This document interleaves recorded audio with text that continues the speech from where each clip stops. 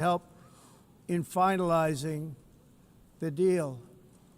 All I got from the United Nations was an escalator that on the way up stopped right in the middle. If the First Lady wasn't in great shape, she would have fallen, but she's in great shape. We're both in good shape. We both stood. And then a teleprompter that didn't work. These are the two things I got from the United Nations, a bad escalator and a bad teleprompter. Thank you very much. And by the way, it's working now. It just went on. Thank you. I think I should just do it the other way. It's easier. Thank you very much.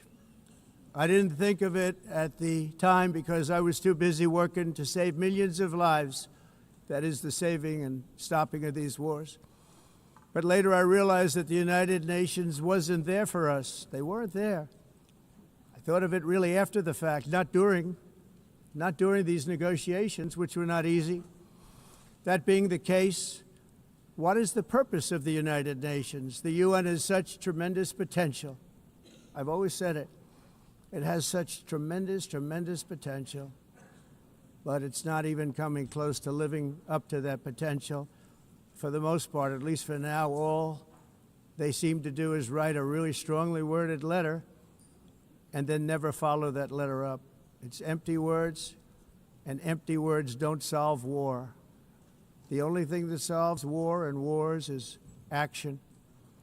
Now, after ending all of these wars and also earlier negotiating the Abraham Accords, which is a very big thing for which our country received no credit, never receives credit. Everyone says that I should get the Nobel Peace Prize for each one of these achievements.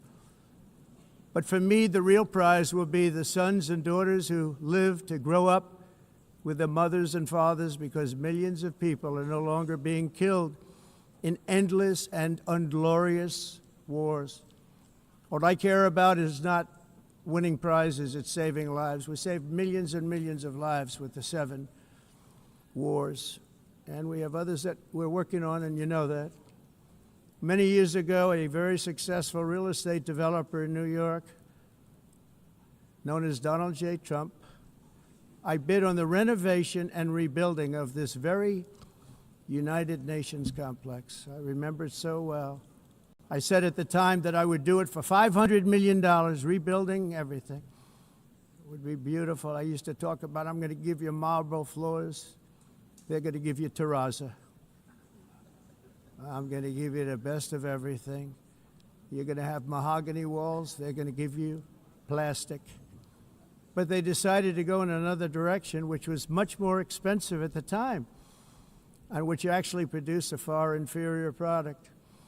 And I realized that they did not know what they were doing when it came to construction, and that their building concepts were so wrong, and the product that they were proposing to build was so bad and so costly. It was going to cost them a fortune. And I said, and wait till you see the overruns.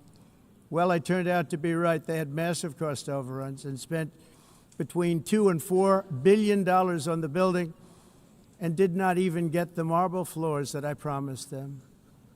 You walk on terrazzo. Do you notice that? As far as I'm concerned, frankly, looking at the building and getting stuck on the escalator, they still haven't finished the job. They still haven't finished. That was years ago.